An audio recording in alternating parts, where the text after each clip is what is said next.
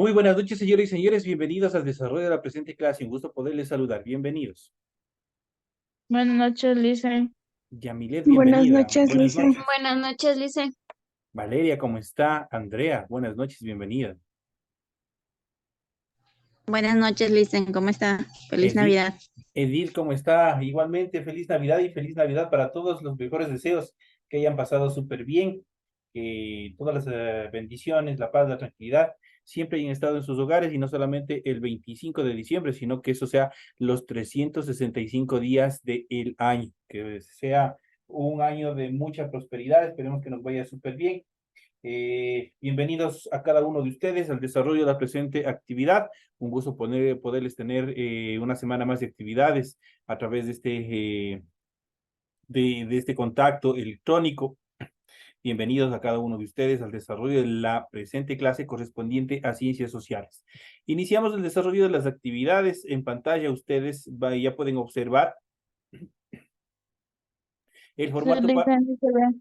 el formato para recursos de aprendizaje de tarea. Muy buenas noches, compañera, bienvenida. Estamos en la asignatura de Ciencias Sociales, estamos en la unidad número 5, iniciando ya la última etapa, el valor, democracia y derechos humanos. Estamos con el tema número 1, vamos a ver los valores democráticos, la Constitución de la República y el ejercicio de ciudadanía. Esos son los temas que nosotros vamos a desarrollar en el transcurso de la presente clase. Tienen ustedes ahí el tipo de tarea, tienen el objetivo de tarea y a continuación tienen las instrucciones para el desarrollo de la presente actividad. Recuerden que el trabajo es individual, deben leer el compendio de la unidad 5, tema número 1, pueden ampliar su información sobre el mismo tema con otras bibliografías, de ser necesario. ¿Qué es lo que tienen que hacer para la presente semana como tarea? Dice lo siguiente, contesta las siguientes preguntas. La primera dice razone. ¿De qué otra manera se puede generar procesos de integración ciudadana a nivel regional o internacional? Argumente su respuesta utilizando ejemplos. Tiene que proporcionar ejemplos en función de la pregunta. Obviamente que en relación de los procesos de integración ciudadana. Habíamos hablado ya anteriormente de todos los procesos de integración en Latinoamérica, todos los grupos que se tratan de formar a nivel de los diferentes países latinoamericanos para sostenerse a nivel internacional dentro del área, sobre todo dentro del área económica. Entonces, por ahí ustedes pueden también investigar un poco más. La siguiente actividad dice, explique con sus palabras lo que es la ciudadanía y cuál es su importancia. La siguiente dice, indague acerca de lo que es la descentralización y explique por qué Ecuador es un estado descentralizado.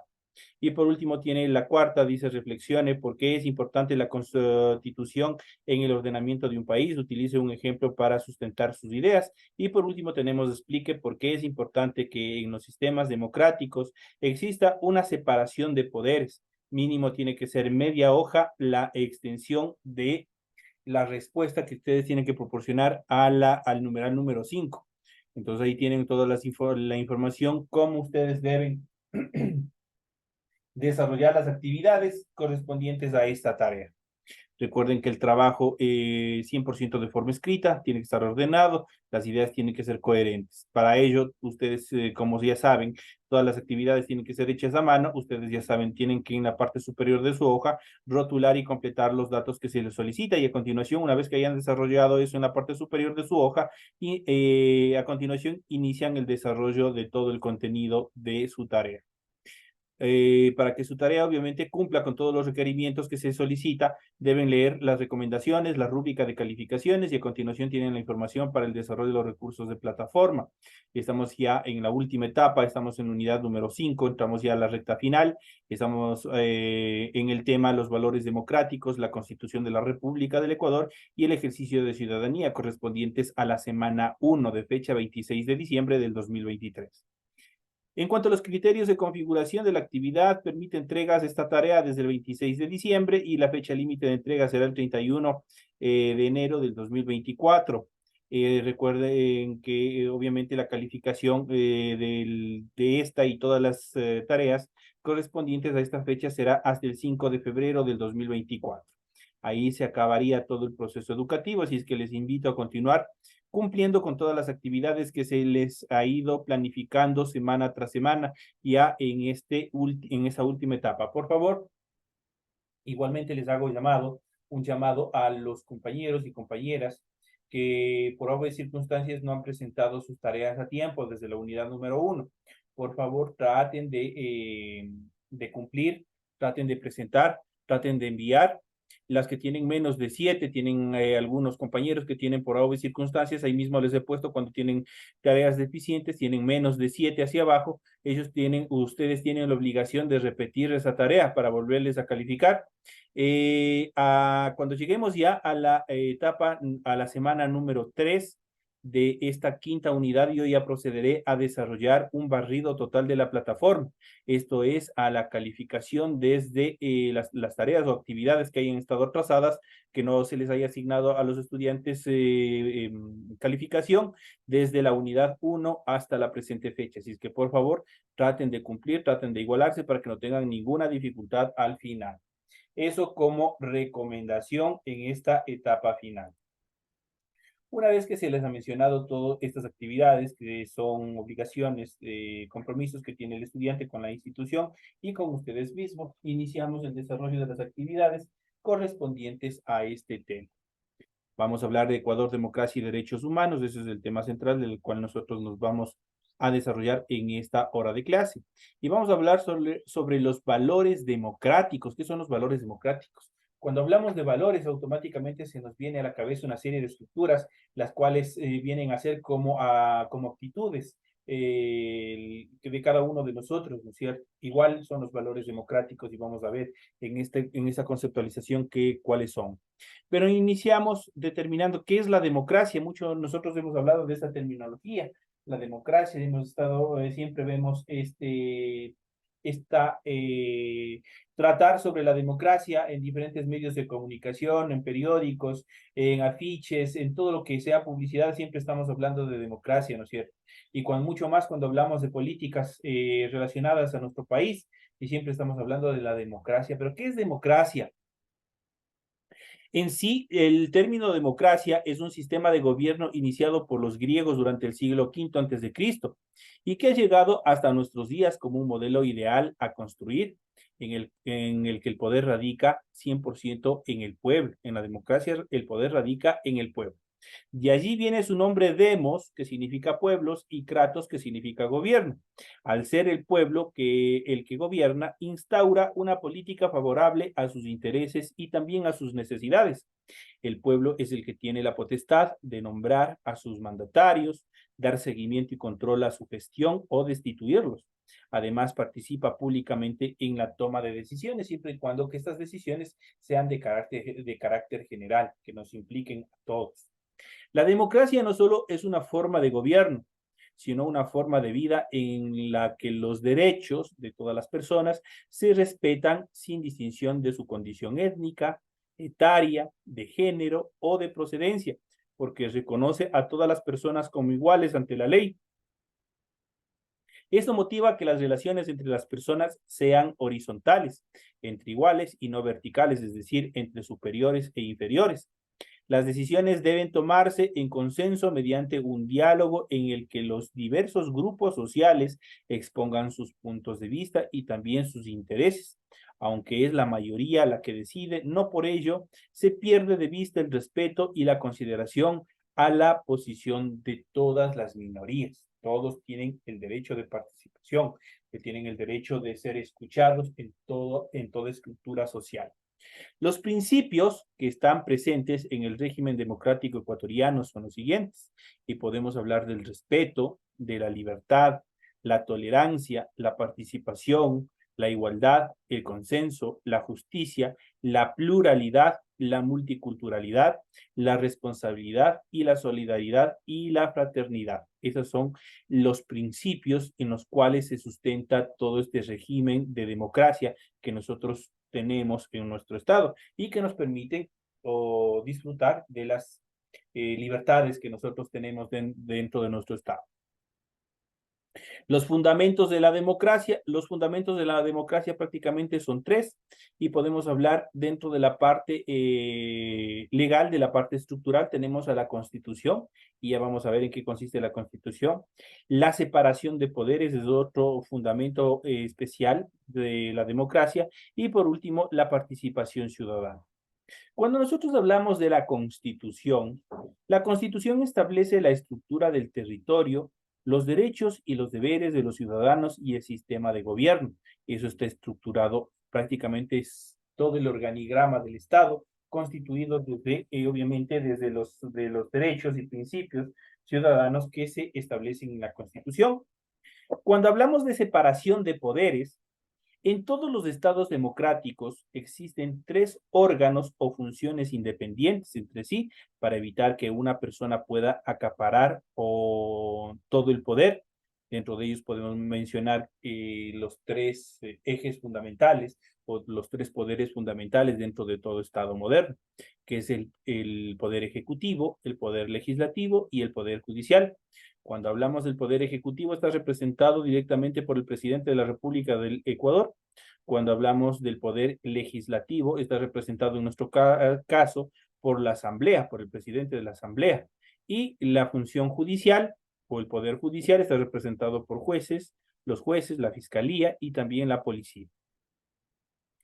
En relación a la participación ciudadana es fundamental en todas las decisiones que se deba tomar dentro del Estado y especialmente cuando, vuelvo y repito, estos sean de interés general, que nos interesen a todos.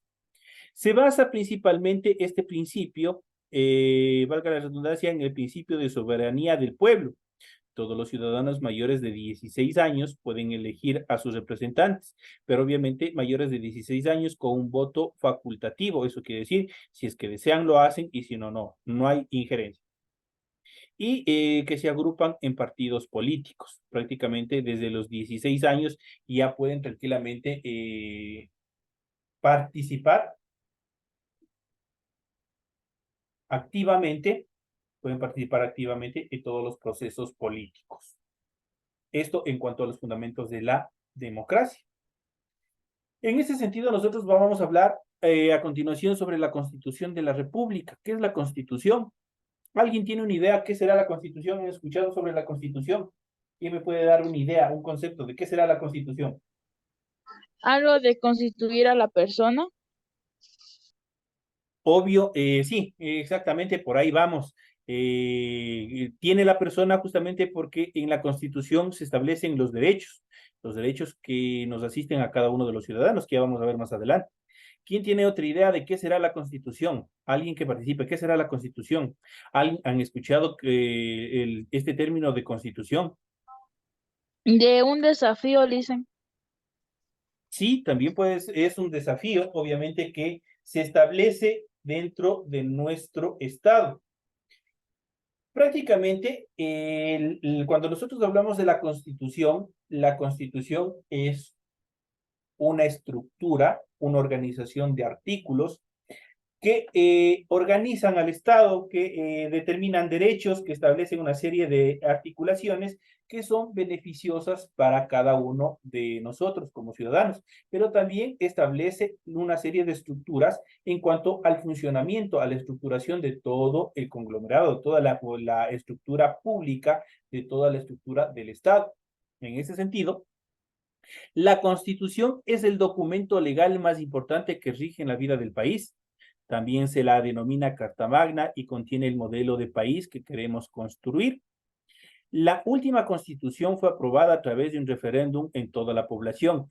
¿Quién se recuerda en qué año fue reformada nuestra Constitución? Nadie. ¿Puede repetir la pregunta, por favor? Dicen, no la escuché. ¿En qué año fue reformada por última vez nuestra Constitución? Y les recuerdo que fue en Montecristi. En 1900. Muy atrás. Antes de Cristo, dicen. No, pues si es que hablamos antes de Cristo, no. La última constitución, estamos hablando de nuestro estado, la última constitución fue reformada en el año 2008, en Montecristi, en Manabí. Entonces ahí se hicieron una serie de reformas que estructuraron de una forma diferente a nuestra constitución. La última constitución fue aprobada a través de un referéndum por toda la población.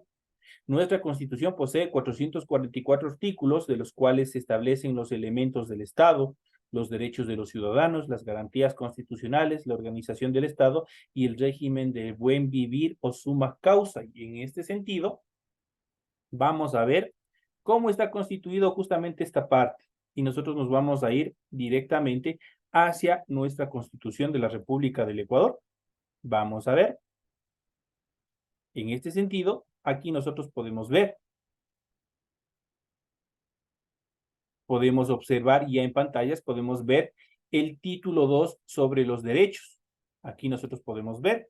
Y los principios de aplicación de los derechos. Prácticamente summa causa y abarca desde el artículo 10 y nos puede indicar que las personas, comunidades, pueblos, nacionalidades y colectivos son titulares y gozan de los derechos garantizados en la Constitución y en los instrumentos internacionales. La naturaleza, ojo con esto, será sujeto de aquellos derechos que les reconozca la Constitución. De hecho, la naturaleza es un sujeto de derechos y por ende, obviamente, puede cualquier persona que dañe, destruya o altere algún ecosistema dentro de las áreas protegidas o dentro del territorio ecuatoriano, puede ser sometido a las autoridades competentes. Pueden ser sancionados de forma pecuniaria y también con privación de libertad.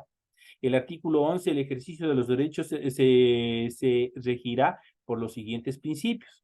Entonces aquí nosotros tenemos una serie de principios. Los derechos se podrán ejercer, promover y exigir de forma individual y también de forma colectiva ante las autoridades competentes. Esas autoridades garantizan su cumplimiento. Toda persona son iguales y gozarán de los mismos derechos, deberes y oportunidades. Pues aquí tenemos una vez más, todos somos iguales, nadie es diferente.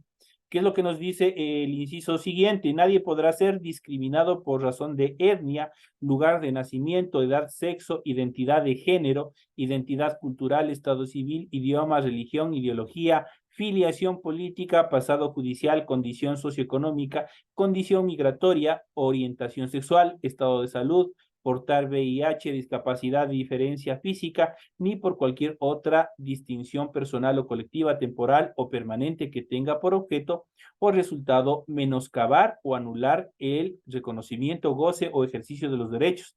La ley sancionará toda forma de discriminación, así que mucho cuidado con hacer determinadas excepciones.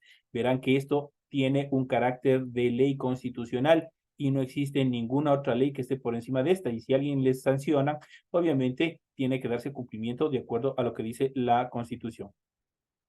Los derechos y garantías establecidos en la Constitución y en los instrumentos internacionales de derechos humanos serán de directa e inmediata aplicación, lo que les acabo de decir, y por ende, cualquier servidor o servidora pública o público, administrativo o judicial de oficio o a petición de parte podrá ejecutar estas actividades. Los derechos serán plenamente justificables, no podrá alegarse falta de norma jurídica para justificar su violación o desconocimiento, para desechar la acción por esos hechos, ni para negar su reconocimiento. O el numeral número 4 de este artículo dice: ninguna norma jurídica podrá restringir el contenido de los derechos ni las garantías constitucionales. La siguiente dice: en materia de derechos y garantías constitucionales, las servidoras y servidores públicos, administrativos y judiciales deberán aplicar la norma y la interpretación que más favorezca a su efectiva vigencia o a su efectiva aplicación. Aquí tenemos una serie de actividades, una serie de numerales que nos permite prácticamente que son principios mediante los cuales se aplica a todos los derechos, especialmente cuando hablamos del ejercicio de los derechos de cada uno de nosotros, lo que determina el artículo número 11. En el artículo número 12, cuando hablamos del agua y la alimentación, el derecho humano al agua es fundamental e irrenunciable. El agua constituye patrimonio nacional y estratégico de uso público, inalienable, imprescriptible, inembargable y esencial para el desarrollo de la vida. El artículo 13, las personas y colectivos tienen derecho al acceso seguro y permanente a alimentos sanos, suficientes y nutritivos, preferentemente productos a nivel local y en correspondencia con sus diversas identidades y tradiciones culturales. El Estado ecuatoriano promoverá la soberanía alimentaria. Es por eso que en muchos de los lugares, en muchas de las ciudades, hacen las famosas ferias ciudadanas, donde promueven justamente los productos sanos, los productos orgánicos, justamente porque esto lo establece nuestra Constitución. En relación al ambiente sano, también es el artículo 14 establece que se reconoce el derecho a la población a vivir en un ambiente sano y ecológicamente equilibrado que garantice la sostenibilidad y el buen vivir. Esto es el summa causae. Aquí nosotros la Constitución ya reconoce.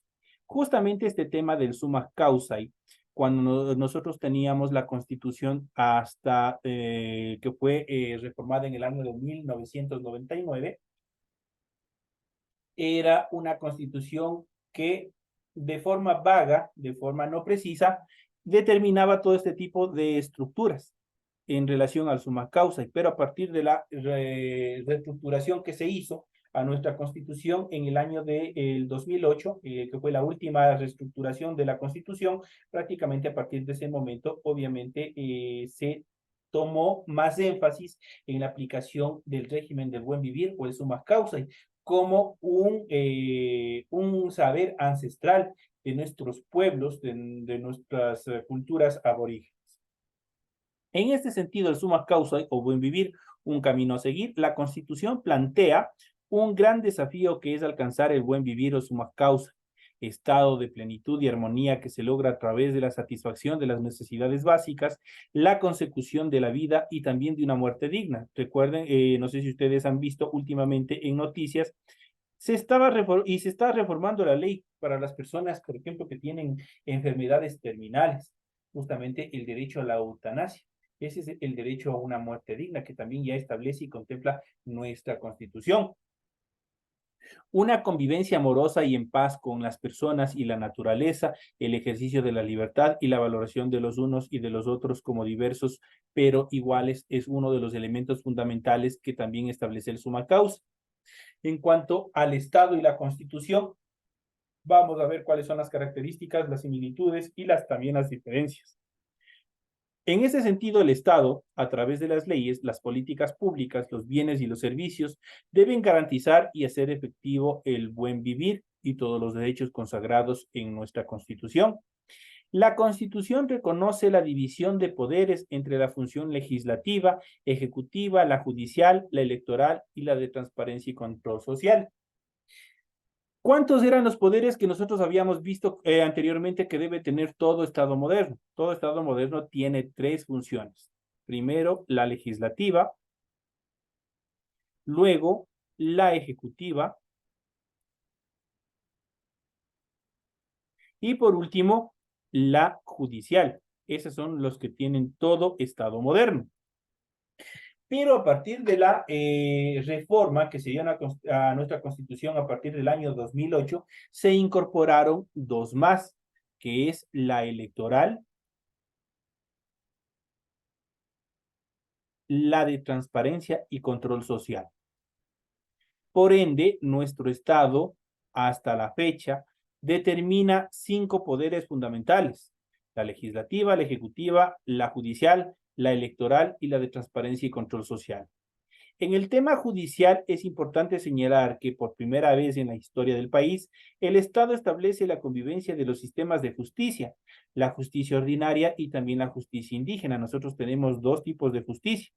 Tenemos la justicia ordinaria, en la cual nosotros tenemos los diferentes juzgados, tenemos la fiscalía, pero también tenemos la justicia indígena, que obviamente esta se establece en los territorios de las nacionalidades y pueblos indígenas, las cuales deben coexistir de forma respetuosa, armónica y coordinada en el marco del respeto de este tema fundamental, que son los derechos humanos. Por tanto, ninguna de las dos formas de leyes, es decir, de los dos sistemas judiciales, los dos sistemas de justicia pueden prever algún tipo de pena de muerte cuando vayan a aplicar algún tipo de sanción.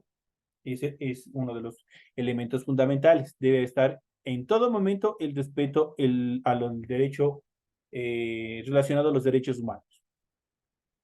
A nivel económico, la Constitución propone un régimen de desarrollo que busca mejorar la calidad de vida de la población a partir de un modelo económico justo y solidario en el que se distribuyan equitativamente los beneficios económicos y en el que se preserve la naturaleza, sobre todo la naturaleza. Esta parte es fundamental. Nuestra Constitución establece una serie de articulados en la cual, vuelvo y repito, se establece o se le determina a la naturaleza como un sujeto de derechos. Eso quiere decir que tiene también derechos y también tiene determinadas protecciones estructurales jurídicas, en las cuales ningún ciudadano puede destruir por ningún motivo la flora y la fauna de todo nuestro territorio, de todo nuestro estado. Así que hay que tener mucho cuidado con eso. Por eso todas las personas en esta función, cuando se dedican, por ejemplo, a la explotación de madera, cuando se dedican a la explotación minera, cuando se dedican incluso a la agricultura, tienen que tener una serie de estructuras para proteger, para mitigar los daños que pueda causar a causa de estas actividades en relación a ecosistemas, y mucho más si son ecosistemas tradicionales de cada uno de los territorios en los cuales alberguen vida, tanto de flora y fauna, que sean considerados importantes y representativos para el Ecuador. Ahí obviamente entran otras figuras jurídicas, las cuales obviamente protegen directamente a la naturaleza. El Estado y el gobierno, cuando hablamos del Estado, el Estado es una forma de organización social creada en un espacio geográfico determinado, compuesta por un conjunto de instituciones públicas que tienen el poder de organizar la vida económica, social, política de la sociedad a través de un marco jurídico determinado, protegiendo su soberanía y haciendo uso de la fuerza de ser necesario en el caso que hubiere algún tipo de transgresión. En cuanto a las instancias de gobierno, el Estado ecuatoriano se encuentra organizado territorialmente en regiones, provincias, cantones y parroquias, pese que igualmente, vuelvo y repito, existe una ley que es el COTAD. Prácticamente en el COTAD se establece una serie de cambios de estructuras en las cuales cada una de estas organizaciones han ido cambiando, han ido evolucionando y se han transformado en lo que nosotros denominamos los GAD, que son los gobiernos autónomos descentralizados, que nosotros ya vamos a ver en qué consiste.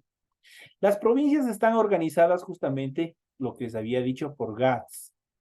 Muchos habrán escuchado en las fiestas y muchas veces nosotros lo dejamos por alto, lo pasamos por alto. Cuando hablamos el GAT parroquial, el GAT cantonal, el GAT provincial, estamos hablando lo que nosotros normalmente considerábamos como el municipio, el consejo municipal, lo que nosotros conocíamos como consejo provincial. Entonces se pasaron a denominar GATS. ¿Pero por qué? Nosotros hablamos prácticamente, la nomenclatura es GAD, pero ya su estructura en relación a palabras se traduce como gobiernos autónomos descentralizados. Con esta estructura y con esta nomenclatura, ¿cuál es el objetivo del país? Obviamente, ¿cuál es el objetivo, en este caso, del Estado?